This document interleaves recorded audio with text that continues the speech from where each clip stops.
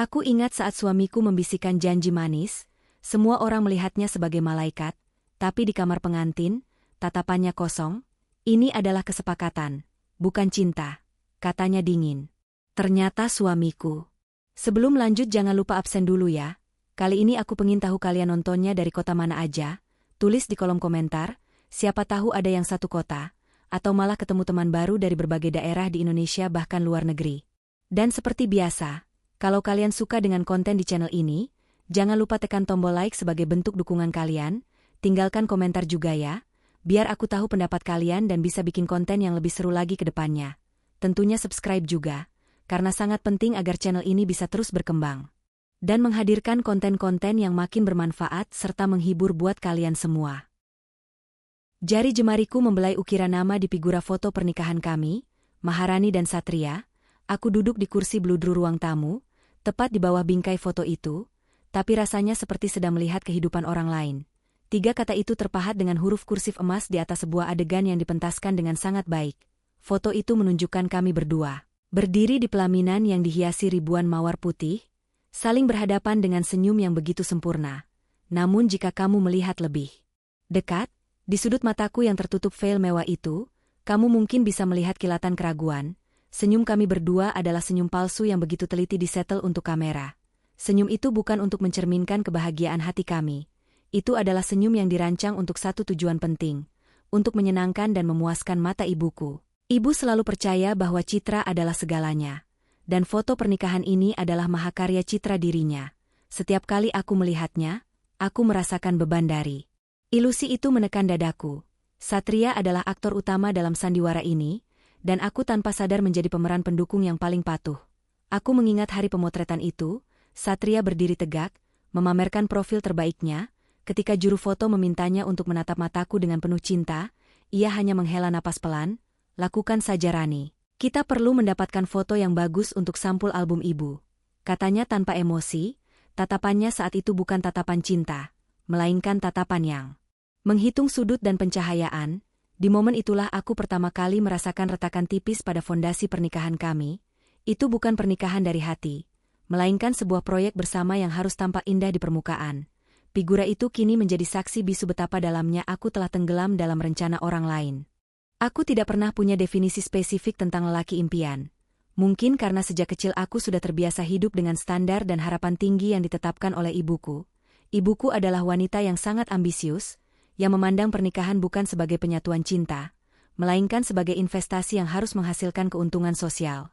Sementara ibu sibuk memimpikan menantu yang bisa meningkatkan martabat keluarga kami, aku justru sibuk memimpikan hal yang jauh lebih sederhana dan nyata.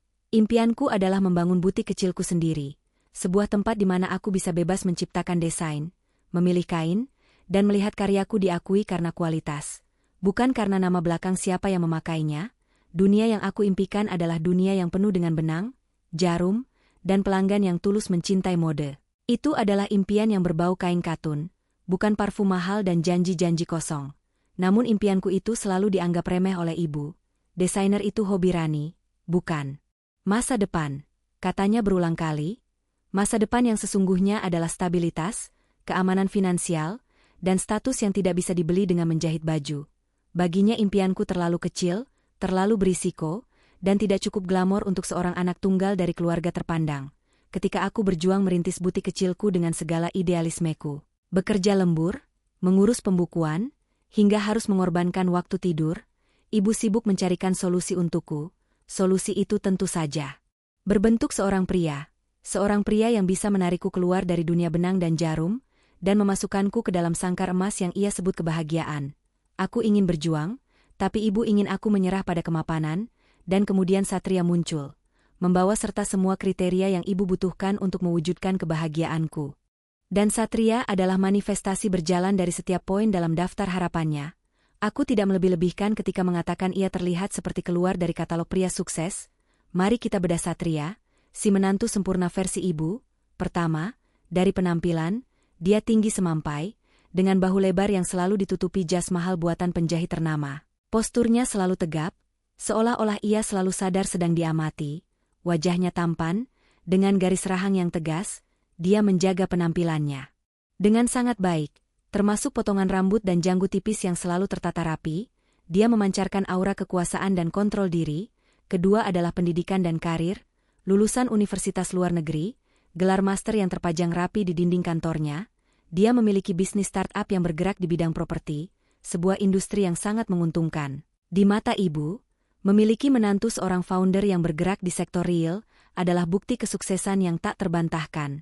Cerita tentang perjuangannya membangun perusahaan dari nol selalu ia sampaikan dengan nada yang meyakinkan, membuat semua orang, termasuk ibuku, menaruh hormat padanya.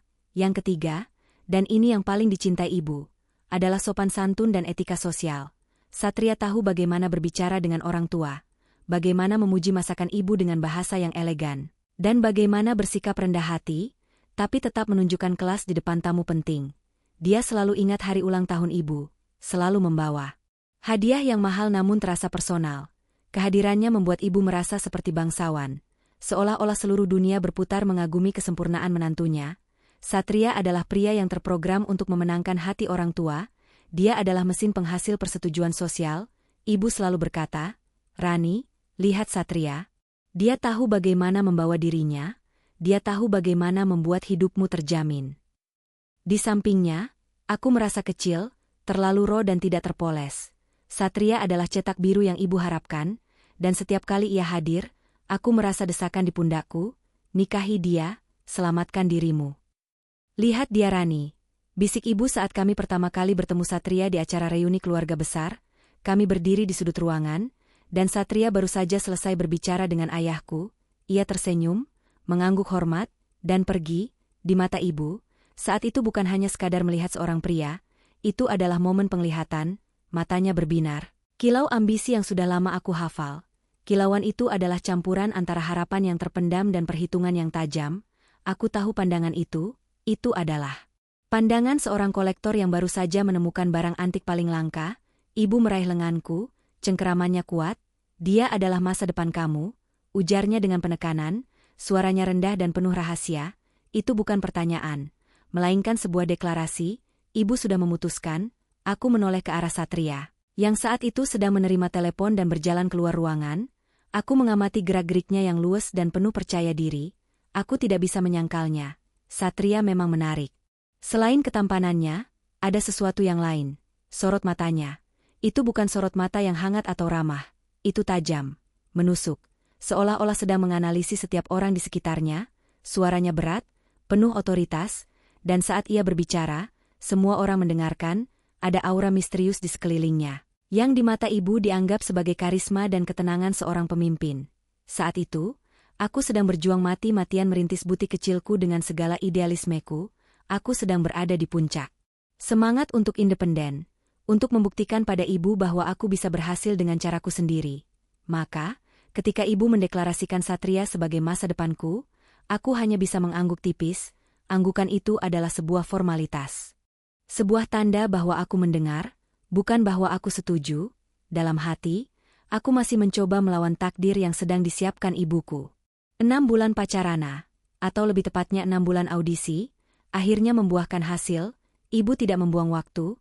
Dalam 6 bulan itu, setiap pertemuan keluarga, dan setiap makan malam adalah sesi penilaian formal. Ibu selalu ada di belakang layar, memberikan arahan kepadaku tentang apa yang harus dikenakan, apa yang harus dibicarakan. Dan yang paling penting, bagaimana bersikap patuh dan layak sebagai calon istri Satria. Satria memainkan perannya dengan sempurna. Dia mengirim bunga setiap hari. Jumat, dia selalu membuka pintu mobil, dan dia selalu mendengarkan setiap ceritaku. Dia adalah pasangan yang sempurna di mata masyarakat. Aku sering bertanya pada diriku sendiri, apakah aku benar-benar menyukainya, atau aku hanya menyukai persetujuan dan kebanggaan yang ia bawa ke dalam hidup ibuku. Akhirnya, ibu mendesak, "Jangan sampai dia lari Rani. Pria seperti dia tidak datang 2 kali." Katanya dengan nada mendesak yang tak terbantahkan. Satria, dengan tatapan yang entah kenapa terasa dingin dan terukur, melamarku. Itu terjadi di restoran paling mahal di kota, di lantai paling atas. Dengan pemandangan lampu kota yang berkilauan, semua orang menoleh, kamera ponsel menyala, dan kilauan cincin berlian yang sangat besar itu terasa menyilaukan. Itu adalah sebuah pertunjukan. Sebuah pengumuman publik. "Aku akan membuatmu bahagia Maharani," katanya. Menjabat tanganku, dia tidak menciumku, Dia tidak memelukku, dia menjabat tanganku, seperti menutup kesepakatan bisnis, jabatannya. Kuat, hampir mencengkeram. Aku ingat rasa itu, sensasi kulitnya yang terasa dingin di bawah cincin berlian yang berkilau. Rasanya bukan seperti janji cinta, rasanya seperti sebuah pengikat. Pada saat itu, di tengah sorak-sorai dan kilauan lampu, aku merasakan sebuah lonceng peringatan berbunyi pelan di dalam hatiku. Tapi lonceng itu segera tertutup oleh suara gemuruh tepuk tangan dan senyum puas ibuku yang bersinar dari meja VIP. Masa pertunangan terasa singkat, diisi dengan rapat-rapat persiapan pernikahan yang lebih mirip rapat dewan direksi. Pernikahan kami adalah sebuah event, bukan upacara. Itu bukan tentang menyatukan dua jiwa dalam ikatan suci, melainkan tentang menyatukan dua nama besar dalam sebuah perayaan status sosial yang megah. Segala sesuatu harus sempurna, harus terlihat mahal, dan harus diingat oleh semua tamu penting. Ibu memastikan setiap detailnya, mulai dari undangan berlapis emas hingga cenderamata mewah yang dibungkus sutra, terekam sebagai persembahan untuk status sosialnya. Ibu mengawasi setiap vendor dengan mata elang. Ia tidak peduli apakah aku menyukai gaun pengantin A atau B, yang penting adalah gaun itu harus dirancang oleh desainer paling mahal dan terkenal di Asia Tenggara. Akhirnya aku mengenakan gaun seberat 5 kilogram. Dengan ekor gaun panjang yang menyapu lantai katedral, membuatku merasa lebih seperti patung pajangan daripada pengantin wanita, ayahku yang biasanya pendiam, hanya bisa menghela napas pasrah. Ia tahu bahwa pernikahan ini adalah monumen untuk ambisi ibuku.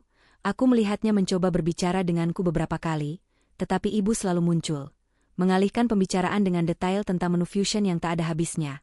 Menu yang mencampurkan masakan barat dan timur itu dirancang untuk membuat tamu terkesan, bukan untuk memuaskan selera. Aku bahkan tidak ingat apa yang aku makan pada hari pernikahanku sendiri. Di pelaminan, di bawah ribuan bunga dan sorot lampu kristal, aku berdiri di samping Satria, tangan kami digenggam, tersenyum lebar untuk setiap jepretan kamera, di tengah keriuhan musik orkestra dan bisikan pujian para tamu. Aku merasakan Satria berbisik pelan di telingaku, hampir selesai Rani, hanya beberapa jam lagi. Katanya, kata-kata itu yang seharusnya terdengar seperti janji cinta, justru terasa seperti hitungan mundur menuju berakhirnya sebuah tugas berat. Pernikahan ini telah memenuhi semua harapan ibu, menjadikannya ratu malam itu. Tapi bagiku itu terasa seperti penjualan diriku sendiri kepada sebuah kontrak yang tak terucapkan. Malam pertama kami, aku berjalan masuk ke kamar suite hotel kami yang luar biasa mewah, pintu tertutup, memutus suara pesta yang masih ramai di bawah. Aku berdiri di tengah kamar, masih mengenakan gaun pengantin yang berat dan menyiksa itu, malam yang seharusnya sakral, malam yang sering digambarkan dalam film-film romantis sebagai puncak kebahagiaan. Aku menunggu. Jantungku berdebar tak menentu. Bukan karena cinta, melainkan karena ketidakpastian. Satria masuk kamar tak lama kemudian. Ia tidak melihat ke arahku, ia tidak berkomentar tentang betapa cantiknya aku, ia hanya melepas dasinya dengan gerakan cepat dan mekanis, lalu melempar jas mahalnya ke kursi. Itu adalah gerakan yang dingin, tanpa perasaan, seolah-olah ia sedang menyingkirkan kostum setelah selesai pentas. Tidak ada kata-kata manis, tidak ada sapaan hangat yang memecah ketegangan. Ia berjalan ke lemari pendingin, mengambil sebotol air mineral, dan meneguknya dalam-dalam. Aku berdiri terpaku, merasa canggung dengan gaun berlapis-lapis dan make-up yang tebal. Keheningan di kamar itu sangat memekakan telinga. Itu bukan keheningan yang nyaman, melainkan keheningan yang penuh dengan pertanyaan yang tak terucapkan dan dinding es yang baru saja kami bangun di antara kami. Akhirnya aku mencoba memecah keheningan dengan sisa-sisa kebahagiaan yang dipaksakan dari upacara tadi. Ibu senang sekali. Gumamku pelan. Aku ingin setidaknya menegaskan bahwa semua perjuangan ini setara dengan kebahagiaan ibuku. Satria menoleh. Ekspresinya tenang, terlalu tenang. Seolah ia baru saja menyelesaikan transaksi bank yang rumit. Ia berjalan ke arahku, tetapi berhenti pada jarak yang aman, sebuah batas tak terlihat yang ia tetapkan. Tentu saja, ini adalah kesepakatan yang bagus untuk semua pihak. Kata kesepakatan itu diucapkannya dengan nada yang sangat datar, menghilangkan semua romantisme yang tersisa. Aku merasa pipiku memanas, seolah ditampar oleh kenyataan. Aku menelan ludah. Kesepakatan? Tanyaku, kata itu terasa pahit di lidahku. Selama 6 bulan audisi itu, aku sudah menyiapkan diri untuk berbagai skenario, tapi tidak untuk mendengar kata yang begitu merendahkan ini. Satria tidak menunjukkan penyesalan atau rasa bersalah. Dia menjelaskan segalanya dengan kejelasan yang membuat hatiku menciut. Ia berbicara bukan sebagai seorang suami, melainkan sebagai seorang manajer proyek yang sedang mempresentasikan slide bisnis. Mari kita jujur Rani, ini adalah aliansi yang saling menguntungkan, katanya, bersandar di meja rias dan melipat tangannya di dada. Kamu mendapatkan pria yang stabil, yang dianggap mampu memberimu kemapanan dan status sosial yang diinginkan ibumu.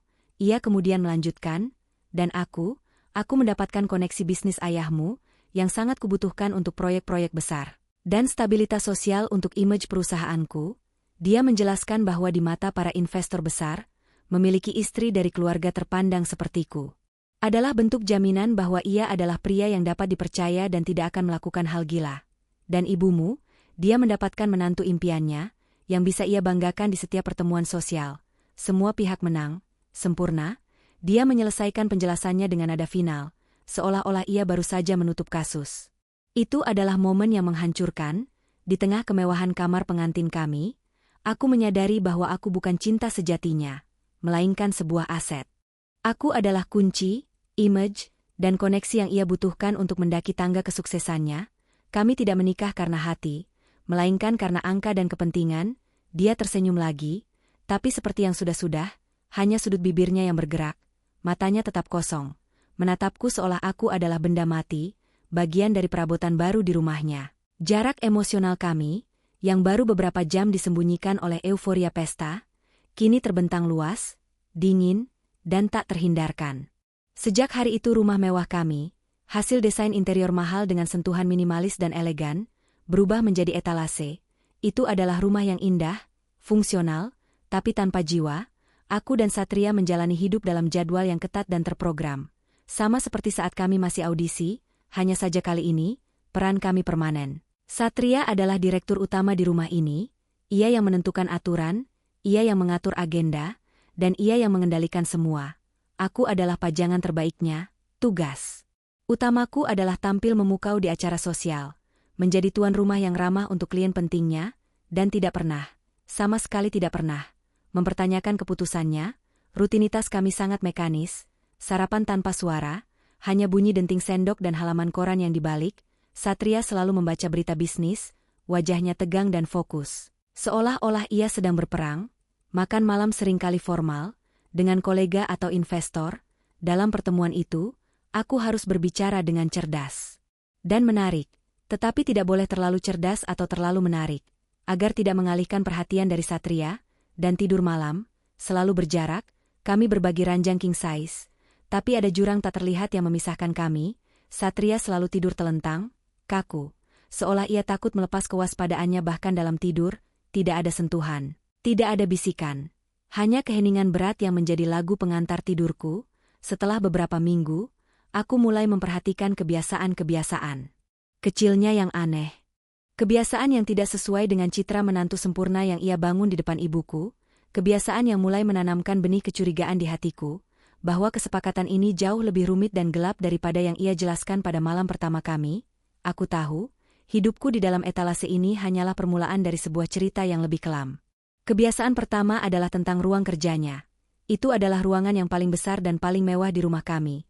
Terpisah dari kamar tidur utama, Satria akan selalu mengunci ruang kerjanya. Bahkan ketika ia hanya meninggalkannya sebentar untuk mengambil minum atau pergi ke kamar mandi, awalnya aku berpikir, yah, dia pria bisnis yang sibuk. Mungkin banyak dokumen rahasia. Namun seiring waktu, tindakan itu terasa berlebihan. Suatu sore aku membawakannya kopi saat ia sedang bekerja. Aku mengetuk, dan setelah jeda yang agak lama, ia membuka pintu hanya sedikit, cukup untuk mengambil cangkir kopi dari tanganku. Terima kasih Rani, tapi aku harus segera kembali bekerja. Aku sedang dalam panggilan video yang sangat penting, katanya dengan nada formal. Pintu tertutup dan terkunci lagi sebelum aku sempat melontarkan pertanyaan. Hal ini membuatku merasa seperti orang asing di rumahku sendiri. Rumah mewah ini adalah milik kami berdua, tetapi ruang kerjanya adalah benteng pribadi Satria, sebuah zona terlarang yang dijaga ketat. Aku bertanya pada diriku, jika semua yang ia lakukan adalah bisnis yang sah, mengapa harus ada kerahasiaan yang begitu ekstrim dari istrinya sendiri? Kebiasaan aneh lainnya adalah soal perhatiannya yang terpecah. Saat kami makan malam dengan kolega, Satria tampak sangat fokus dan karismatik. Tapi begitu para tamu pergi, ia segera menarik diri, seolah-olah energinya terkuras habis karena berpura-pura ramah. Ia akan pergi ke ruang kerjanya, mengunci diri, dan bekerja hingga larut malam, tidak ada waktu untukku, tidak ada waktu untuk berbicara santai, tidak ada waktu untuk membangun hubungan. Bahkan hubungan profesional yang ia inginkan, aku mulai merasa sangat kesepian. Aku menikah dengan seorang pria, tetapi aku tinggal sendirian dalam sebuah kota kaca. Kecurigaanku bergeser dari rasa tersinggung karena diabaikan, menjadi rasa takut. Rasa takut bahwa apa yang disembunyikan Satria di balik pintu ruang kerjanya jauh lebih besar daripada sekadar dokumen bisnis biasa. Kemudian ada masalah ponselnya. Satria selalu mengatur ponselnya dalam mode senyap. Selalu.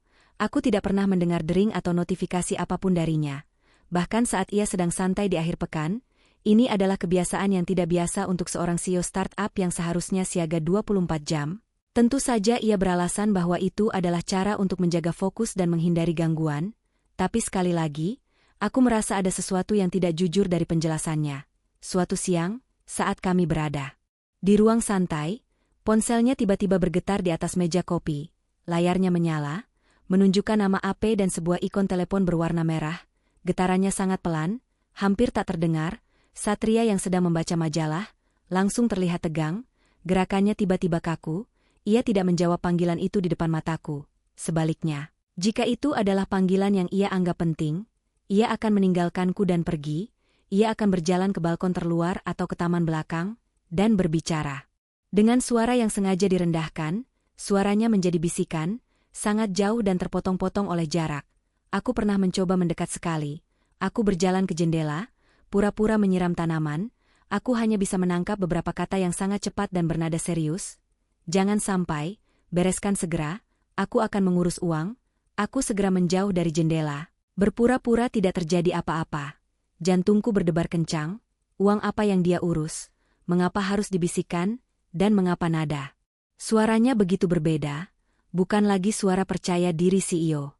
Tapi suara seseorang yang sedang cemas dan penuh perhitungan. Satria kembali setelah 10 menit, wajahnya kembali tenang.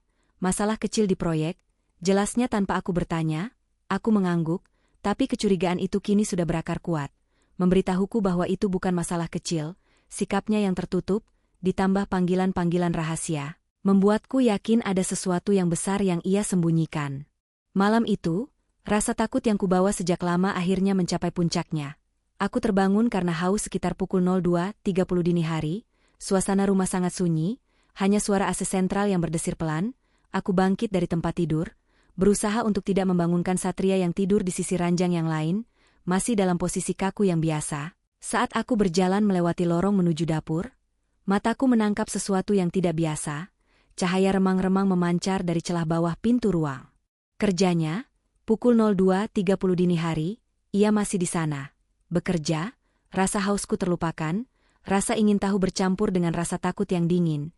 Mendorongku untuk maju, aku mendekati pintu kayu mahoni itu, langkahku sangat pelan, berjingkat di atas karpet tebal, seolah aku adalah seorang penyusup di rumahku sendiri. Aku berdiri di depan pintu yang terkunci, aku bisa mendengar suara-suara samar dari dalam, bukan suara keyboard atau suara panggilan video profesional. Itu adalah suara perbincangan. Tangan yang gemetar, aku menempelkan telingaku ke permukaan kayu yang dingin, aku mencoba memfokuskan pendengaranku, menembus material tebal itu untuk memahami apa yang terjadi di dalam. Keheningan malam membantu, memperkuat setiap getaran suara, samar-samar ku dengar suara Satria, dan, ya Tuhan, nada bicaranya berbeda. Bukan suara berat penuh otoritas yang ia pakai di depan klien. Itu adalah suara mendesis, dingin, dan penuh tekanan.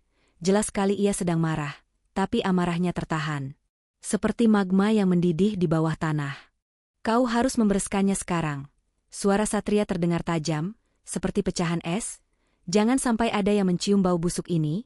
Aku terkesiap, mundur sedikit, bau busuk.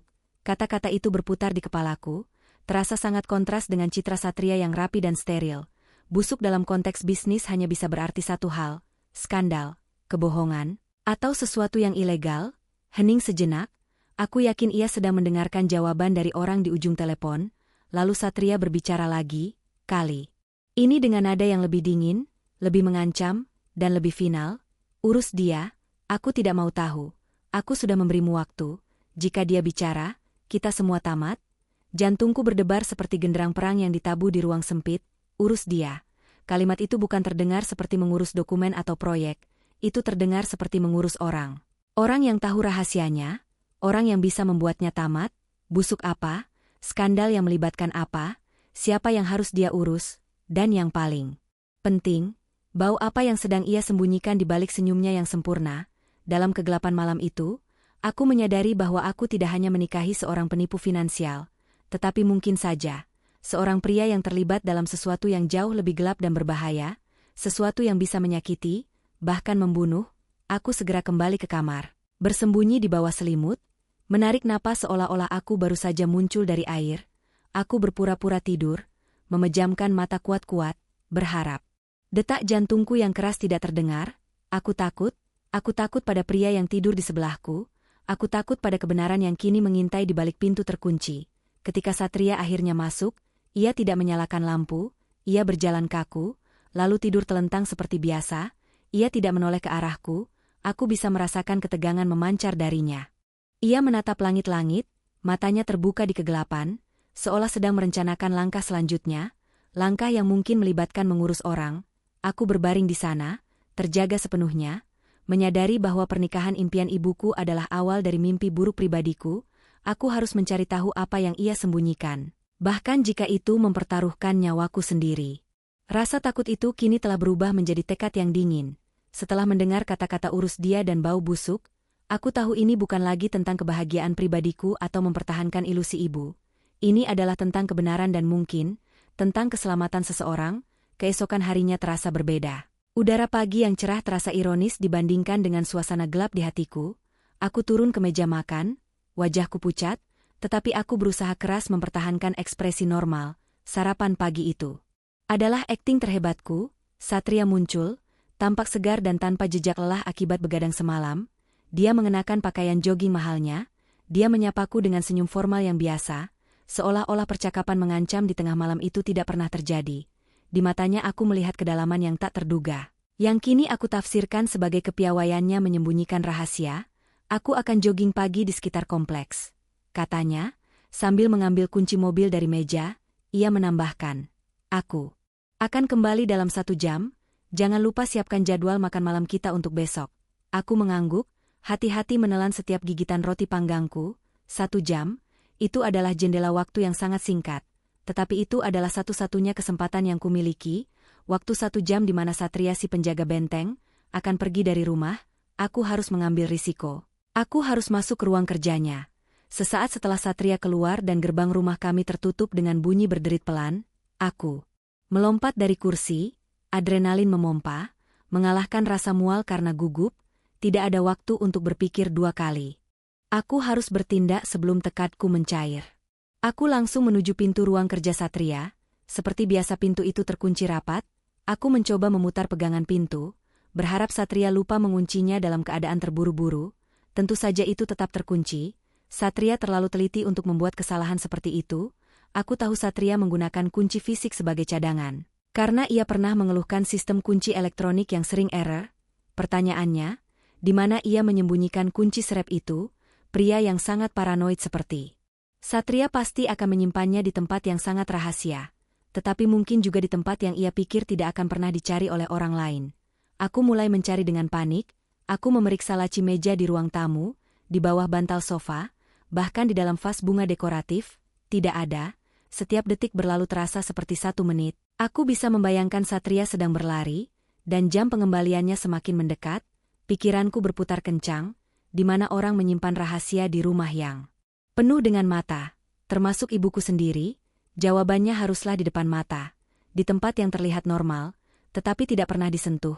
Mataku menyapu ruang tamu yang mewah itu, mencari petunjuk.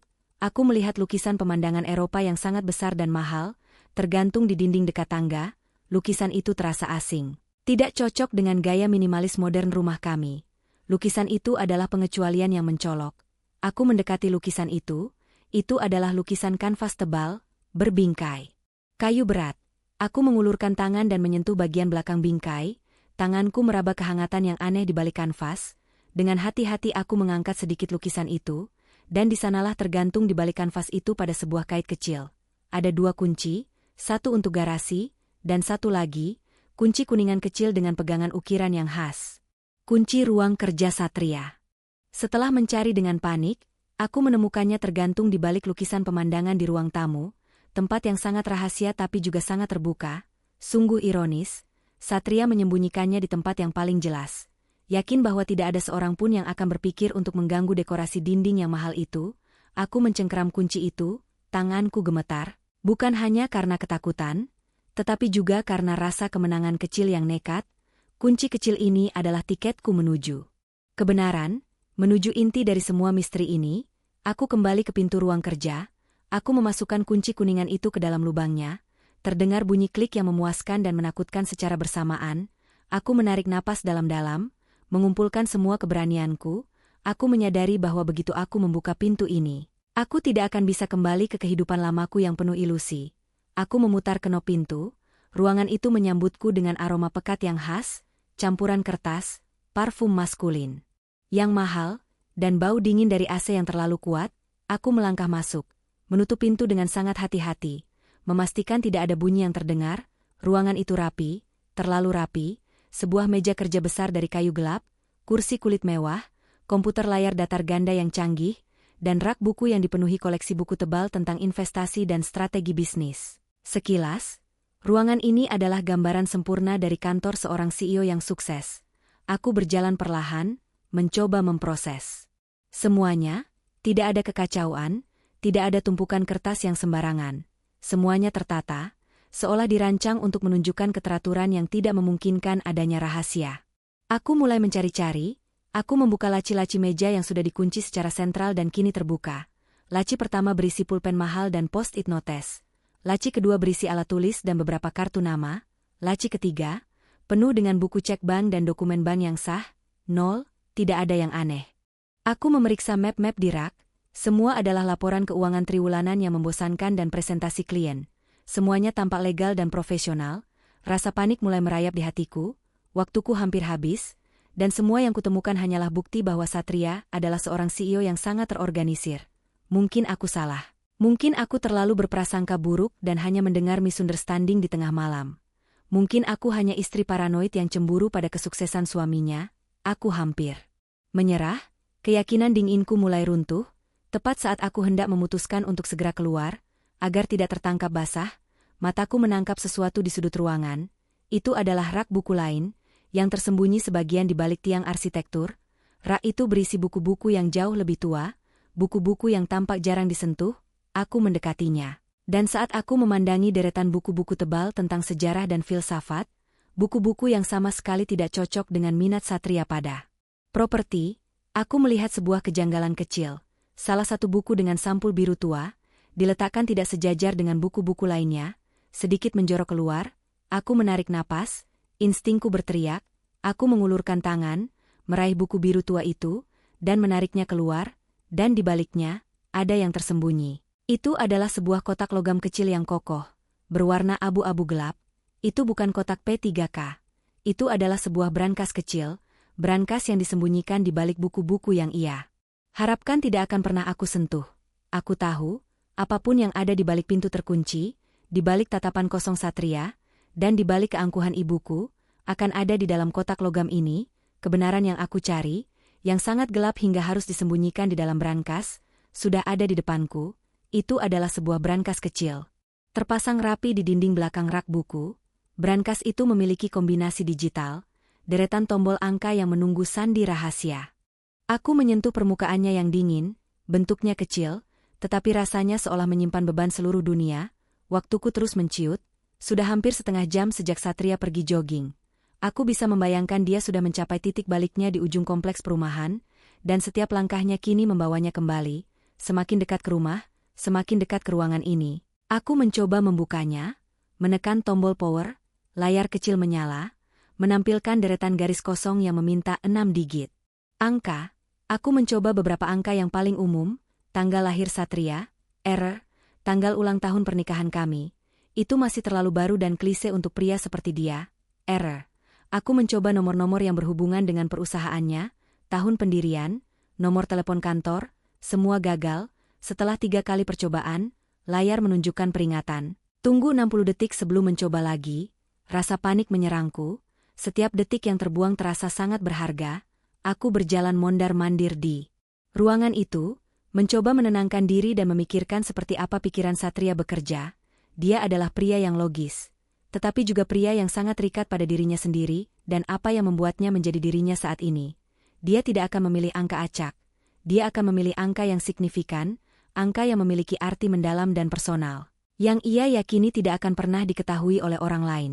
Terutama aku duduk di kursi kerjanya, menyandarkan kepala di tangan, aku mencoba mengingat semua yang aku tahu tentang Satria, bukan dari image yang ia tunjukkan ke publik, tetapi dari cerita-cerita samar yang kudengar dari ibu dan kolega-koleganya. Satria adalah pria yang sangat tertutup tentang masa lalunya, dia jarang membahas keluarganya, ibunya meninggal saat ia remaja, dan ayahnya, ibu pernah bercerita, dengan nada dramatis yang khas, bahwa kematian ayah Satria adalah titik balik hidupnya. Satria baru saja lulus SMA. Ayahnya adalah seorang pengusaha kecil yang tiba-tiba meninggal dunia karena serangan jantung mendadak. Meninggalkan utang dan kekacauan, Satria muda, menurut cerita itu, harus mengambil alih dan berjuang keras untuk membersihkan nama baik ayahnya. Dan sejak saat itu ia berjanji untuk tidak pernah lagi berada di posisi yang lemah. Ibu memandang kisah itu sebagai bukti ketangguhan Satria, sebagai alasan mengapa ia begitu ambisius dan sukses. Tapi bagiku itu kini terasa seperti sebuah trauma yang tersembunyi, sebuah luka yang ia jadikan motivasi. Trauma adalah hal yang sangat pribadi. Trauma adalah hal yang paling sering dijadikan sandi. Aku ingat mencoba menebak kombinasi lain, tanggal lahirnya, sudah gagal, tanggal ibu meninggal, dia bahkan tidak pernah menyebutkannya, tapi tanggal kematian ayahnya, itu adalah tanggal yang mengubah seluruh hidupnya. Tanggal yang ia jadikan batas antara masa lalu yang pahit, dan masa depan yang ia rancang dengan sempurna. Aku yakin pasti tanggal itu. Satria pasti menggunakan tanggal yang paling menyakitkan, sekaligus paling memotivasi dalam hidupnya, sebagai penjaga rahasia terbesarnya, sebuah kombinasi yang sangat rahasia, namun sangat terbuka di dalam jiwanya. Aku bangkit, adrenalin kembali memompa, waktu tunggu 60 detik sudah habis, layar brankas kembali berkedip, menunggu sandi, tanganku gemetar saat memasukkan kombinasi yang muncul entah dari mana di pikiranku, tanggal kematian ayahnya, aku mengingat tahunnya, bulannya, dan tanggalnya, lalu aku mengetiknya satu persatu, 6 digit angka yang terasa sangat berat. Aku menarik tanganku, menahan napas, dan menunggu. Aku tidak berani melihat layar, takut melihat kata error untuk keempat kalinya, yang akan mengunci brankas itu secara permanen. Aku menutup mataku, klik, suara itu begitu pelan, begitu mekanis, namun di telingaku, itu terdengar seperti genderang kemenangan. Mataku terbelalak, brankas itu tidak berteriak error, lampu hijau kecil menyala, brankas itu terbuka. Aku merasa seluruh tenaga terkuras dari tubuhku, aku berhasil. Aku telah menembus dinding pertahanan terakhir Satria, membuka gerbang menuju kebenaran yang mengerikan yang ia jaga dengan nyawanya, tapi kegembiraan ini segera digantikan oleh rasa takut yang luar biasa saat aku menatap isinya. Di dalamnya bukan perhiasan atau uang yang kutemukan, bukan tumpukan emas atau berkas wasiat, isinya jauh lebih buruk dan lebih berharga bagi Satria daripada uang manapun. Mataku terbelalak, di dalam brankas, tersusun rapi beberapa benda yang seketika menghapus semua keraguanku. Aku melihat tumpukan tebal dokumen, beberapa lembar foto, dan sebuah flash drive kecil berwarna perak yang diletakkan paling atas. Seolah itu adalah benda yang paling sering diakses, aku meraih dokumen-dokumen itu terlebih dahulu. Itu adalah laporan keuangan internal yang jelas-jelas telah dimanipulasi, ada skema transfer uang yang rumit, yang menunjukkan bahwa uang dari proyek properti Satria tidak pernah benar-benar masuk ke kas perusahaan, melainkan dialihkan ke berbagai rekening lepas pantai. Sebuah petunjuk terang tentang pencucian uang, lalu ada tumpukan foto-foto yang membuat perutku mual. Itu adalah foto-foto bangunan proyek properti yang gagal total, yang seharusnya dirahasiakan dari publik. Foto-foto proyek yang ambruk karena fondasi yang buruk, bangunan yang terbakar, dan yang paling mengerikan, foto beberapa orang dengan wajah babak belur, atau tampak terluka parah. Seolah-olah baru dipukuli, orang-orang itu adalah mantan rekanan Satria, atau mungkin saksi dari kegagalan proyeknya. Aku menjatuhkan foto-foto itu, tanganku gemetar, urus dia, kata-kata Satria dari tengah malam kembali terngiang. Ini bukan hanya penipuan, ini adalah kekerasan, dan di bawah semua itu, ada selembar surat yang dicetak tebal. Sebuah pernyataan yang mengubah semua yang aku tahu tentang suamiku, surat pernyataan kepemilikan, isinya, Satria bukan pemilik sah startup-nya. Dia hanya boneka yang dipekerjakan oleh seorang investor misterius yang namanya disensor. Surat itu menjelaskan, Satria hanya seorang CEO boneka yang dibayar mahal untuk memimpin perusahaan di mata publik, dan yang lebih mengerikan. Surat itu mencantumkan klausul kontrak bahwa jika ada kegagalan besar atau kebocoran informasi, boneka itu Satria bertanggung jawab untuk menyingkirkan semua bukti dan saksi yang terlibat. Aku merasakan udara meninggalkan paru-paruku, 9 bulan aku hidup dengan seorang ilusionis ulung. Lelaki impian ibu ternyata adalah seorang penipu yang terikat kontrak dengan sesuatu yang gelap. Sesuatu yang berhubungan dengan kekerasan, dan mungkin, kejahatan yang lebih serius. Rahasia Satria bukan hanya tentang uang, tetapi tentang darah dan pengorbanan. Aku mundur menjauh dari brankas yang kini terbuka seperti mulut jurang. Aku melihat kembali semua interaksi kami, semua pujian ibu, semua tepuk tangan tamu, semua kemewahan yang kami nikmati, semuanya dibangun di atas kebohongan, di atas keringat dan mungkin, darah orang lain. Aku merasa muak, bukan hanya pada Satria, tetapi juga pada diriku sendiri karena begitu mudahnya aku terbuai oleh ilusi yang dibangun dengan begitu rapi. Satria tidak hanya menipu publik, ia menipu keluarga kami, dan yang terburuk, ia menipu cinta yang aku paksakan untuk tumbuh di antara kami. Di matanya yang kosong, yang dulu kuanggap ketenangan seorang pemimpin, kini aku melihat kekejaman dan perhitungan seorang predator. Aku berpikir cepat. Membakar semua dokumen ini tidak akan menyelesaikan masalah. Satria pasti punya salinan. Berlari keluar rumah dan berteriak juga tidak akan ada gunanya. Siapa yang akan percaya pada istri yang tiba-tiba menuduh suaminya terlibat dalam kejahatan terorganisir? Masyarakat hanya akan melihatnya sebagai pertengkaran rumah tangga yang dramatis. Aku tahu, yang aku butuhkan adalah bukti yang ringkas, yang mudah dibawa, dan yang tidak bisa dibantah. Mataku kembali tertuju pada benda kecil berwarna perak yang tergeletak di dalam brankas. Aku memutuskan, aku harus mengambil flash drive itu. Aku yakin benda kecil itu pasti berisi cadangan data digital yang jauh lebih komprehensif. Mungkin termasuk rekaman percakapan, email, atau bahkan bukti visual yang tidak sempat kulihat di tumpukan dokumen. Itu adalah kunci yang sesungguhnya. Aku meraih flash drive kecil berwarna perak itu, rasanya dingin di ujung jariku. Saat aku mengangkatnya, aku melihat ada tulisan kecil terukir di permukaannya, backup 1709, tanggal yang tidak spesifik. Tetapi jelas menunjukkan bahwa isinya adalah backup terakhir dari semua rahasia Satria. Aku memasukkan flash drive itu ke dalam saku celana joggingku.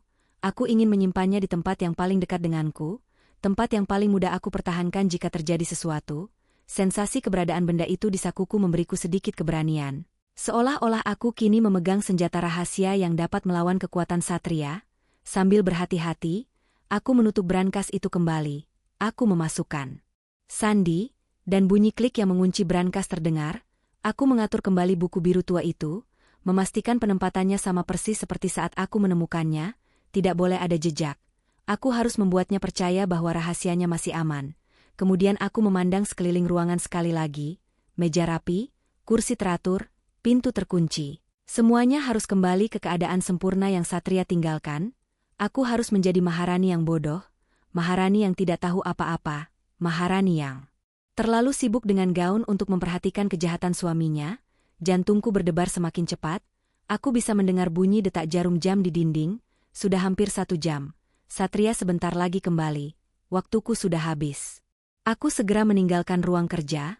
Aku memutar kunci kuningan itu, memastikan pintu terkunci dengan sempurna. Dan kunci itu kembali ke tempat persembunyiannya di balik lukisan pemandangan Eropa yang mahal.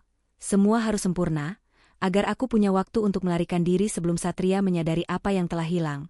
Aku menuruni tangga, bergerak secepat yang aku bisa tanpa terlihat berlari. Kakiku terasa ringan dan tidak stabil. Seolah-olah aku baru saja selamat dari gempa bumi. Aku sampai di ruang tamu, dan aku bisa mendengar suara mobil yang familiar dari luar. Suara mesin mobil Satria yang melambat. Saat memasuki gerbang rumah, aku membeku, terlambat. Aku seharusnya lari lebih dulu. Aku seharusnya tidak menghabiskan waktu terlalu lama untuk menata kembali brankas itu. Sekarang, aku dan flash drive ini terjebak di dalam rumah. Bersama Satria yang sebentar lagi akan masuk, aku harus terlihat normal. Aku harus terlihat seperti istri yang baru saja selesai sarapan dan sedang menunggu suaminya pulang. Aku buru-buru menuju dapur, mengambil cangkir kopi Satria yang dingin dan pura-pura mencucinya. Tanganku gemetar memegang cangkir porselen itu. Pintu utama terbuka. Aku mendengar bunyi gesekan sepatu jogging di lantai marmer. Aku bisa membayangkan Satria sedang melepas sepatunya. mengambil nafas lega setelah olahraga pagi yang menyegarkan, aku memejamkan mata, memohon agar ia langsung pergi ke kamar mandi dan tidak mencurigai apapun. Rani? Suara beratnya memanggil, tidak dari kamar mandi atau kamar tidur, tetapi dari pintu masuk. Aku menoleh perlahan, memasang senyum tipis. Ya Satria. Mau dibuatkan kopi? Tanyaku, berusaha menahan getaran di suaraku. Satria berdiri di sana, keringat membasahi pelipisnya, rambutnya sedikit acak-acakan karena berlari. Ia terlihat lelah, tetapi matanya tidak lagi kosong, mata itu kini setajam pisau. Ia menatapku, bukan pada wajahku, tetapi ia menatap lurus ke arah saku celana joggingku. Maharani, kenapa kamu di sini? Tanyanya, suaranya pelan, berbahaya, dan tidak perlu dikeraskan untuk mengirimkan gelombang ancaman ke seluruh tubuhku. Aku menoleh perlahan, Satria berdiri di ambang pintu, keringat membasahi pelipisnya, tatapannya bukan lagi kosong, melainkan setajam pisau. Ia tahu, bagaimana ia bisa tahu, aku hanya pergi sebentar, aku menutup semuanya dengan sempurna. Lalu aku melihat ke tangan kirinya, ia memegang ponselnya, ponsel yang selalu ia setel senyap. Tiba-tiba aku menyadari, dia tidak jogging untuk berolahraga, dia jogging untuk memantau. Mungkin ada kamera tersembunyi di ruang kerjanya, atau mungkin ia memasang alarm yang terhubung ke ponselnya yang berbunyi saat pintu ruang kerjanya dibuka dengan kunci serep. Aku sudah terperangkap, senyum palsunya hilang sepenuhnya, digantikan oleh ekspresi murka yang dingin. Ia tidak lagi peduli untuk berpura-pura, ia tidak lagi peduli pada ilusi. Aku mencari buku. Dalihku, kata-kata itu keluar dengan suara serak, kebohongan yang sangat buruk, tanganku yang memegang. Cangkir kopi gemetar tak terkendali, Satria melangkah maju, perlahan, setiap langkahnya kini terasa seperti palu yang menghantam lantai marmer. Ia tidak perlu lagi pura-pura, ia tidak perlu lagi bertele-tele. Ia adalah diriku yang sebenarnya, pria yang bersedia mengurus orang lain demi rahasianya. Buku apa Rani? Satria kini berdiri sangat dekat, auranya menindasku. Buku yang sudah kamu genggam sedemikian erat di saku celana jogging MU itu. Ia mengulurkan tangan, menunjuk tepat ke saku. Tempat flash drive perak itu berada. Aku tertangkap tangan, dan petaka yang kuramalkan kini sudah berdiri tepat di hadapanku. Sarafku menjerit, memberitahuku untuk lari, tetapi kakiku terasa terpaku. Aku melihat matanya, tidak ada lagi sisa-sisa suami yang pernah kujabat tangannya. Yang ada hanyalah perhitungan dingin dan determinasi yang mengerikan. Aku tidak tahu apa yang kamu bicarakan Satria. Aku berusaha mundur selangkah, menjaga jarak. Aku mencoba mempertahankan kebohongan terakhirku, tetapi suaraku serak, mengkhianati ketakutanku. Satria tidak menunggu, ia bertindak dengan kecepatan yang tak terduga. Dalam sekejap ia sudah ada di depanku, ia menangkap pergelangan tanganku, bukan dengan sentuhan seorang suami, melainkan dengan cengkeraman seorang penangkap. Cengkeramannya kuat, sedingin besi, melumpuhkan gerakanku. Cangkir kopi yang kugenggam terlepas dari tanganku, jatuh ke lantai marmer dengan bunyi pecahan yang nyaring dan menyakitkan. Bunyi pecahan itu memecah ketegangan, tetapi juga menegaskan bahwa permainan telah berakhir. Satria tidak lagi perlu berhati-hati. Jangan buang waktu sayang, kita sudah melewati batas basa-basi. Keluarkan isinya. Pergelangan tanganku terasa sakit, tetapi rasa sakit itu tidak sebanding dengan rasa takut yang menusuk jantungku. Aku tahu ia tidak akan melepaskanku sampai ia mendapatkan apa yang diinginkannya. Lepaskan aku mencoba meronta, menarik tanganku sekuat tenaga. Tetapi Satria hanya memperkuat cengkeramannya. Kekuatannya jauh melampaui dugaanku. Dia bukan hanya pria kantor. Dia adalah pria yang terlatih untuk mengendalikan situasi, bahkan dengan kekerasan fisik. Ia menarikku mendekat, memaksa wajahku menatap matanya yang memancarkan amarah murni. Kau mengira kau cerdas Maharani? Kau mengira kau bisa bermain detektif di rumahku sendiri? Aku menahan air mataku. Ini bukan rumahmu, ini sarang kebohongan. Kau hanya boneka. Kau terlibat dalam kejahatan. Mendengar kata boneka dan kejahatan keluar dari mulutku, amarah di mata Satria memuncak. Namun dia segera menarik diri, mengganti strateginya dari kekerasan fisik menjadi serangan psikologis. Ia menyadari kelemahanku. Satria melepaskan pergelangan tanganku, hanya untuk memegang daguku. Ia memaksaku mendongak. Ekspresinya berubah menjadi tenang yang menakutkan. Seperti badai yang tiba-tiba sunyi. Kau ingin menghancurkanku. Silakan. Tapi pikirkan baik-baik Rani, siapa yang paling terluka dari semua ini? Dia tersenyum, senyum yang memuakan. Kamu mengkhianati kepercayaan ibumu. Kata-kata itu menghantamku jauh lebih keras daripada cengkeraman tangannya. Bukan aku yang ia ancam, ia mengancam ilusi ibu. Aku terdiam. Satria tahu betul cara menembus pertahananku. Bukan aku, tapi beliau. Kamu tahu betapa bangganya dia dengan pernikahan ini. Bisik Satria, suaranya kini kembali seperti ular, licin dan berbisa. Pernikahan ini adalah puncak hidupnya. Semua yang ia perjuangkan untuk status dan citra, dan kau, putrinya sendiri, akan menjadi orang yang menyeret semua itu ke lumpur. Aku merasakan lututku lemas. Selama bertahun-tahun, aku hidup di bawah bayang-bayang ambisi ibu. Aku tahu betapa pentingnya image ini baginya. Aku tahu betapa hancurnya hatinya jika ia tahu bahwa menantu impiannya adalah seorang penipu. Trauma dan rasa bersalah itu langsung menyerangku. Satria melihat keraguan di mataku dan melanjutkan serangannya. Kau adalah kunci untuk menutupi semua ini, Maharani. Keberadaanmu di sampingku, sebagai istri dari keluarga terpandang, adalah alibi sempurnaku. Jika kamu bicara, bukan hanya aku yang hancur. Ia menyentuh pipiku, sentuhan yang kini terasa seperti racun. Keluarga kita, reputasi ayahmu, dan yang paling kau takuti, kebahagiaan ibumu, semua akan jadi debu. Dia akan malu seumur hidupnya karena memilih pria sepertiku untukmu. Kamu mau melihat ibumu hancur.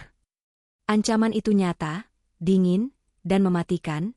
Aku menyadari betapa kejamnya Satria. Ia tidak hanya menggunakan koneksi ayahku, tetapi juga kelemahan emosionalku. Ia menjadikan cinta ibu sebagai sandera. Aku menelan air mata, mencoba memproses dilema moral ini.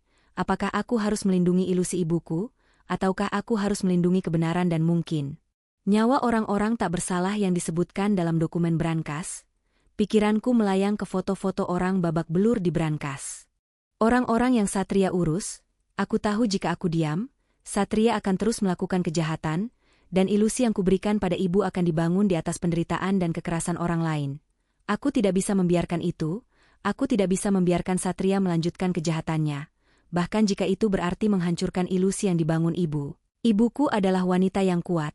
Dia mungkin hancur, tetapi dia akan selamat. Tetapi orang-orang yang disakiti Satria, mereka mungkin tidak. Tekadku kembali. Aku harus memilih kebenaran, betapapun menyakitkannya. Aku harus mengakhiri petaka ini. Dengan sisa keberanian yang aku miliki, aku menatap tajam ke mata Satria, mencoba menanamkan kebencianku pada pria di hadapanku. Aku tidak takut padamu Satria, dan ibu cepat atau lambat, harus tahu siapa lelaki yang dia agung-agungkan ini. Satria mendongak, matanya menyipit kejam, amarahnya kembali. Ia tahu aku tidak gentar dengan ancamannya lagi. Ia tahu aku telah memilih jalanku. Kamu tidak akan punya kesempatan untuk memberitahunya. Desisnya, tangannya bergerak cepat ke saku celanaku. Untuk mengambil flash drive itu secara paksa, aku menyadari apa yang akan terjadi. Jika ia mendapatkan flash drive itu, aku tidak punya apa-apa lagi. Aku kalah. Aku memutuskan untuk mengambil langkah drastis yang tak terduga. Dengan gerakan cepat dan mengejutkan, sebelum tangannya menyentuhku, aku mengeluarkan flash drive perak itu dari saku. Aku tidak memberikannya padanya. Aku melemparkannya, bukan ke arahnya, tetapi ke lantai, ke arah sudut terjauh ruangan, di mana lantai marmer pecah dari pecahan cangkir kopi. Bunyi benda logam kecil yang membentur lantai itu nyaring. Tindakanku berhasil, perhatian Satria teralih. Ia langsung mengalihkan tatapannya dari wajahku ke flash drive yang tergeletak di lantai. Ia membungkuk untuk mengambil flash drive itu. Itu adalah jeda, kesempatan, dan titik balik yang aku butuhkan. Aku telah mengalihkan perhatian predator dari mangsanya. Dalam detik-detik krusial itu, ketika mata Satria terfokus pada benda kecil perak di lantai, aku bertindak, lari, kata itu berteriak di benakku, mengalahkan rasa sakit dan ketakutan. Aku tidak lari ke pintu depan, yang merupakan rute yang paling jelas. Satria akan dengan mudah memotong jalanku. Aku berpikir cepat. Mengingat tata letak rumah yang kini terasa seperti labirin yang dirancang untuk menjebakku, aku berbalik dan menendang vas kristal hiasan yang berada di samping tangga, tepat di dekat lokasi kami berdiri. Vas itu berguling, menabrak dinding, dan pecah berkeping-keping dengan bunyi dentuman yang nyaring. Itu adalah bunyi yang dirancang untuk mengalihkan indera Satria sepenuhnya. Kecepatan reaksi Satria luar biasa. Ia langsung tegak, menoleh ke arah sumber suara pecahan vas yang jauh lebih keras dari flash drive itu. Ekspresinya menunjukkan kejengkelan dan kemarahan karena rencananya terganggu. Tapi saat itulah, ia kehilangan fokus terhadapku. Aku memanfaatkan momen itu. Aku berlari, bukan ke pintu utama yang terkunci, tapi ke pintu yang jarang digunakan, pintu belakang yang terhubung ke dapur, lalu langsung menuju area laundry dan garasi. Aku bergerak secepat yang aku bisa, tanpa suara, menghindari pecahan kristal di lantai. Aku bisa mendengar Satria menggerutu, menyumpah pelan saat ia akhirnya menyadari aku sudah lari. Maharani. Suara teriakannya kini penuh amarah yang meledak. Bukan lagi desisan dingin. Pintu dapur terbuka. Aku masuk ke ruang servis. Aku berlari melewati lemari pendingin besar dan rak-rak bahan makanan. Setiap langkahku terasa seperti ledakan. Di belakangku aku bisa mendengar bunyi langkah Satria yang berat, memburu. Aku sampai di garasi, tempat yang dulunya terasa biasa, kini terasa seperti tempat persembunyian terakhirku. Ada 2 mobil di sana, mobil sport Satria yang mencolok, dan mobil SUV-ku yang lebih sederhana. Aku tahu kemana aku harus pergi. Aku harus meninggalkan rumah ini, meninggalkan benteng kebohongan ini, dan mencari bantuan, tapi untuk itu, aku butuh kunci mobilku. Untungnya, kebiasaan Satria yang terorganisir juga menolongku. Semua kunci mobil selalu tergantung di rak dinding yang khusus. Dekat pintu masuk garasi, aku meraih kunci mobilku yang tergantung di rak itu. Tanganku gemetar hebat. Satria sudah di pintu dapur. Ia melihatku, kunci di tanganku, dan mobil SUV-ku yang menjadi satu-satunya jalan keluar. Wajahnya merah padam karena murka. Ia tahu aku akan pergi, dan ia tahu aku membawa bukti. Jangan pernah berpikir untuk pergi, Maharani. Kembalikan itu sekarang juga. Aku tidak menjawab. Aku tidak punya waktu untuk berdebat. Dengan jari-jari yang gemetar, aku berhasil memasukkan kunci ke lubang kunci kontak mobilku. Sambil memutar kunci, aku melihat ke kaca spion. Kulihat Satria mulai berlari ke arahku. Ekspresinya tidak lagi seperti suami yang marah, tetapi seperti seorang penjaga rahasia yang terdesak dan siap melakukan apa saja untuk menghentikanku. Ini bukan lagi pernikahan. Ini adalah pertarungan hidup dan mati. Aku menginjak pedal gas, melaju kencang tanpa berpikir. Ban mobil berdecit di lantai garasi. Aku tidak peduli pada kerusakan. Aku tidak peduli pada apapun kecuali keluar dari gerbang ini. Di spion, kulihat Satria harus melompat ke samping untuk menghindari mobilku. Ekspresi terkejut dan marahnya terukir jelas di wajahnya. Menjadi gambar terakhir yang kulihat dari suami yang kutinggalkan. Aku membelah gerbang rumah yang seharusnya menjadi istanaku, kini terasa seperti penjara. Gerbang besi otomatis itu terbuka dengan lambat, seolah-olah enggan melepasku. Aku menekan klakson, mendesak agar gerbang itu cepat terbuka. Begitu moncong mobilku melewati batas gerbang, aku menginjak gas hingga mentok. Mobilku melaju kencang di jalanan kompleks perumahan, meninggalkan kemewahan yang palsu, meninggalkan ketakutan yang mencekik. Aku menangis. Tetapi itu bukan tangis kesedihan. Itu adalah tangis kelegaan bercampur ketakutan yang baru dimulai. Aku telah lolos dari bentengnya. Aku telah lolos dari kendalinya. Tetapi aku tahu, Satria tidak akan membiarkanku bebas dengan bukti yang kubawa. Pengejaran baru saja dimulai. Jalanan kompleks perumahan itu sepi. Aku melaju tanpa tujuan. Aku harus menghubungi polisi. Tapi apakah mereka akan percaya pada cerita gila tentang penipu ulung yang terlihat sempurna dan terlalu berkuasa? Aku tahu kemana aku harus pergi. Ke satu-satunya orang yang tidak akan terpengaruh oleh pesona Satria dan yang memiliki kemampuan untuk menyingkap rahasia sebesar ini. Raja sahabat karibku. Raja adalah seorang jurnalis investigasi. Dia skeptis, cerdas, dan yang terpenting, dia memiliki jaringan dan sumber daya yang jauh lebih besar daripada kemampuan polisi biasa dalam menangani kejahatan kerah putih. Dia selalu menentang kekuatan dan tidak takut mengusik orang-orang besar. Aku mengeluarkan ponselku, tangan kiriku memegang kemudi dengan kuat. Aku menghubungi Raja.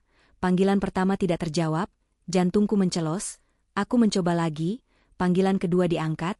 Raja, ini aku Maharani, tolong, aku butuh bantuanmu sekarang. Aku dalam bahaya. Satria, dia bukan seperti yang kau kira. Kataku, suaraku nyaris tak terdengar karena isak tangis. Suara Raja di ujung telepon terdengar tenang, meskipun ada nada khawatir.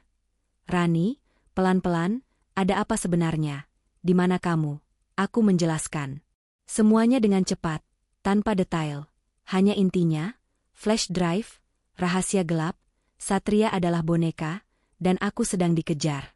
Jangan pulang, jangan ke tempat terbuka. Perintah Raja, datang ke kantorku sekarang. Aku akan menunggumu, jangan hubungi siapapun kecuali aku. Matikan GPS di ponselmu. Cepat Rani. Aku segera melakukan apa yang diperintahkannya, mematikan GPS ponsel. Aku tahu Raja benar, jika Satria tidak memasang pelacak di mobilku, ia pasti akan melacak sinyal ponselku. Aku membuang ponselku ke kursi belakang dan fokus pada jalanan. Aku memutar kemudi, mengubah arah, menuju satu-satunya titik terang di tengah malam gelap yang kualami, kantor raja. Aku kini menaruh semua harapan dan nyawaku pada sahabatku dan keberaniannya untuk mengungkap kebenaran. Setengah jam perjalanan terasa seperti berjam-jam. Aku mengemudi dengan paranoid, sesekali melihat kaca spion, takut melihat mobil sport Satria yang mengejar. Akhirnya, aku tiba di area kantor raja yang terletak di sebuah gedung tua, tempat yang jauh dari gemerlap dan hiruk-pikuk dunia bisnis Satria. Aku memarkir mobilku di gang gelap, mematikan mesin. Aku berlari menaiki tangga, pintu kantor raja sudah terbuka sedikit. Menunggu kedatanganku, aku masuk, dan raja langsung menutup pintu baja itu. Dengan bunyi klik yang berat, ia menatapku, wajahnya yang biasanya santai kini dipenuhi kekhawatiran yang nyata. "Rani, astaga," gumamnya, melihatku yang kacau, rambutku berantakan, air mata membasahi wajahku, dan napasku yang tak beraturan. Ia dengan sigap dan tenang menuangkan segelas air. "Duduk, pelan-pelan, apa yang terjadi Rani?" Aku duduk, gemetar. Aku tidak bisa minum. Aku hanya bisa menangis. Melepaskan semua ketakutan dan tekanan yang kutanggung sejak malam itu. Semua ada di sini. Aku meraih saku celanaku, menarik keluar flash drive perak itu, dan menyerahkannya padanya. Satria bukan seperti yang kita lihat raja. Dia penipu, dan dia mungkin terlibat dalam kejahatan yang lebih besar. Aku mendengarnya mengancam seseorang. Raja mengambil flash drive itu. Ekspresinya berubah menjadi serius. Sebagai jurnalis, ia sudah terlatih untuk menghadapi drama. Tetapi ada sesuatu dalam kepanikanku yang membuatnya tahu ini adalah hal nyata. Raja memasukkan flash drive itu ke port laptopnya yang usang. Ia membuka folder terenkripsi itu dengan kata sandi yang kurahasiakan. Layar laptop segera dipenuhi dokumen-dokumen yang mengerikan. Saat ia melihat dokumen-dokumen internal, laporan keuangan palsu, skema pencucian uang, dan yang paling mengejutkan, surat pernyataan Satria sebagai boneka dari investor misterius. Ekspresi wajah raja berubah. Itu bukan lagi keprihatinan seorang sahabat, tetapi fokus seorang profesional yang baru saja menemukan skup terbesar dalam karirnya. "Rani, ini bukan hanya penipuan," kata raja, suaranya pelan dan tegang. Ia menunjuk dokumen yang merinci transfer dana masif. "Ini adalah kejahatan terorganisasi yang melibatkan pencucian uang lintas negara. Proyek properti itu hanya kedok, lubang hitam untuk menyerap uang haram." Ia kemudian membuka folder lain, yang berisi rekaman audio. Ia memutarnya, suara Satria terdengar, mendesis dengan dingin, sama seperti yang kudengar di tengah malam. "Urus dia, aku tidak mau tahu. Jangan sampai ada yang mencium bau busuk ini." Raja menoleh kepadaku, matanya lebar karena pengungkapan, dan orang-orang yang disuruh urus itu, kemungkinan besar adalah para saksi atau korban yang tahu tentang proyek ilegal ini, investor misterius itu. Mereka adalah orang-orang berbahaya Rani, jauh lebih berbahaya dari Satria. Ketakutan itu kembali. Tapi kini ada harapan. Bukti ini sangat kuat. Ini bukan sekadar perselisihan rumah tangga. Ini adalah kasus pidana kelas berat. "Kita harus segera ke polisi raja," desakku. "Aku ingin ini berakhir." "Belum," potong raja. Ia mematikan rekaman itu. "Bukti ini sangat besar. Jika kita datang sekarang, Satria bisa memutarbalikkan fakta, menuduhmu mencuri data perusahaan, dan menyangkal semuanya. Dia punya pengacara yang mahal. Kita perlu menemukan ayah angkat Satria, nama yang sering disebut di sini sebagai tuan besar, investor yang sebenarnya." Kami menghabiskan 3 jam berikutnya merangkai puzzle. Menelusuri data di flash drive itu, ternyata proyek properti Satria adalah kedok untuk mencuci dana haram. Proyek yang gagal itu sengaja disiapkan untuk memakan korban, dan Satria hanya bertugas sebagai pembersih. Tepat saat matahari mulai meninggi dan kami menemukan petunjuk menuju identitas tuan besar, pintu kantor raja tiba-tiba digedor dengan sangat keras. Itu bukan gedoran polisi, gedoran itu brutal, menakutkan, dan mengancam. "Buka pintunya, Satria tahu kau ada di sana." Teriak suara berat dari luar. 3 pria bertubuh besar, dengan wajah dingin dan tatapan tanpa emosi, mendobrak masuk, merusak kunci pintu baja itu. Mereka bukan Satria. Mereka adalah jaringan investor misterius yang Satria takuti, yang berhasil melacakku melalui sinyal seluler terakhirku atau mungkin melacak raja. Mereka tidak datang untuk bernegosiasi. "Satria ingin kita melacak Anda," kata salah satu pria itu dengan suara berat, "tapi Tuan Besar ingin kami menangani langsung dari sumbernya. Serahkan flash drive itu." Raja, meskipun ia hanya seorang jurnalis kurus, berdiri di depanku. Kalian tidak punya hak untuk masuk dan mengancam kami. Pria kedua tersenyum tipis, meremehkan. Hak? Kami hanya punya instruksi. Pertarungan pecah, Raja berusaha keras melindungiku, tetapi jumlah mereka terlalu banyak. Raja didorong ke meja, membuat laptopnya terlempar. Aku tahu, jika bukti itu jatuh ke tangan mereka, kami tamat. Aku melihat kesempatan, meja kerja Raja yang berantakan. Aku teringat pernah melihat Raja bercerita tentang hobinya. Aku meraih benda yang terselip di bawah tumpukan koran bekas. Pemukul bisbol tua yang selalu ia simpan di sana untuk berjaga-jaga. Saat salah satu pria mencoba menjatuhkan Raja, aku berlari dan mengayunkan pemukul itu dengan sekuat tenaga ke arah kepala pria ketiga. Pria itu mengerang, tersungkur ke lantai. Dua pria lainnya terkejut. Namun sebelum mereka bisa bereaksi, pintu luar kembali terbuka. Kali ini Satria yang muncul. Ia kelelahan, dan penuh amarah yang kini bercampur putus asa. Kalian bodoh, aku bilang tangkap dia hidup-hidup, teriak Satria. Kepada anak buah investornya, yang ia yakini akan membantunya, ia melihat flash drive yang terlepas dari tangan Raja dan kini tergeletak di lantai. Satria menatapku, tatapan itu bukan lagi ancaman, melainkan permohonan putus asa. Rani, jangan lakukan ini, kembali, kita bisa berdamai, aku akan membagi uangnya denganmu. Tidak ada lagi damai Satria, hanya kebenaran, balasku. Memegang pemukul itu erat-erat, aku tidak peduli pada uangnya. Tepat saat Satria mencoba mencapai flash drive itu, dan anak buah investor hendak menyerangku dan Raja, sirene polisi terdengar dari kejauhan. Raja, meskipun babak belur, berhasil menekan tombol darurat yang tersembunyi di mejanya sebelum perkelahian dimulai. Satria panik, ia tahu ini adalah akhir dari permainan sempurnanya. Ia mencoba melarikan diri melalui jendela, namun ia dihadang oleh pemimpin para preman yang marah. Kau pikir kau bisa menjual kami Satria? Desis pemimpin mereka, memegang keras Satria. Kau mengurus saksi kami, dan kami akan mengurusmu. Aku dan Raja hanya bisa melihat saat drama di ambang pintu itu terhenti dengan kedatangan polisi berseragam. Satria dan para preman itu diborgol, wajah mereka suram. Seminggu kemudian, setelah semua kesaksian dan bukti dari flash drive diserahkan ke pihak berwajib, Satria resmi ditahan atas tuduhan pencucian uang, penipuan, dan konspirasi kekerasan. Skandalnya meledak, menghancurkan nama baiknya dan semua ilusi yang dibangun ibu. Ibu terpukul, syok, dan malu. Tetapi akhirnya ia datang kepadaku. Setelah air mata kering, ia memelukku. Maafkan Ibu Rani, Ibu terlalu buta pada penampilan luar. Terima kasih, kamu sudah berani. Aku kehilangan pernikahan impian Ibu, tetapi aku memenangkan kembali hidupku, karierku, dan yang paling penting kebebasanku. Butikku kini ramai. Didukung oleh kesadaran bahwa aku telah memilih integritas di atas kemewahan. Lelaki impian Ibu ternyata adalah racun. Dan kini, aku akhirnya bebas menghirup udara segar kebebasan. Petaka telah berakhir, digantikan oleh kebenaran yang pahit, namun membebaskan. Hikmah terbesar dari kisah Maharani adalah peringatan abadi bahwa kesempurnaan terkadang ilusi yang paling berbahaya. Seringkali kita terlalu fokus mengejar citra yang dipaksakan oleh ekspektasi sosial atau ambisi orang tua, seperti yang dialami Ibu Maharani, hingga kita mengabaikan substansi dan integritas di baliknya. Pelajaran hidup yang paling mendalam adalah pentingnya mempercayai naluri kita sendiri. Jika sesuatu terasa terlalu sempurna untuk menjadi kenyataan, kemungkinan besar itu adalah kebohongan yang dirancang dengan teliti. Maharani mengajarkan bahwa mencari kebenaran, betapapun menyakitkan atau menghancurkan sebuah ilusi, selalu lebih baik daripada hidup nyaman dalam kebohongan. Keberanian sejati bukanlah tentang mempertahankan pernikahan yang indah, melainkan tentang memiliki kekuatan untuk meruntuhkan fondasi kebohongan itu demi melindungi prinsip dan keselamatan diri sendiri serta orang lain.